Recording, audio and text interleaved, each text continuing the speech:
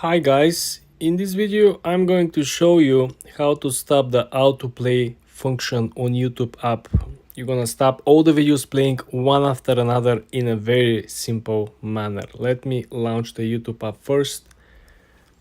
Then you wanna click on the lower right corner and you wanna go on your profile. When you're at your profile, you wanna click on the top right corner where is the gear icon. When you're at the settings of your YouTube app, you wanna scroll down and you wanna choose the option number 4 of the menu, which is autoplay. When you click on autoplay, you have two options. Let's click on the first one, which is autoplay next video. This is what is automatic default, and in our case we have an option to select between the mobile device and the tablet. As you can see, now it's on. When you click, now it's off.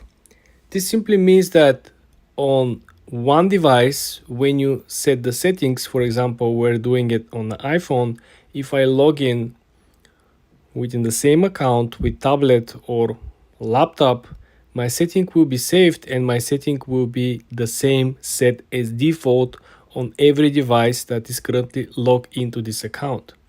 And this is how you turn off autoplay on YouTube app. For more tips and tricks like this, guys, subscribe and come back for more.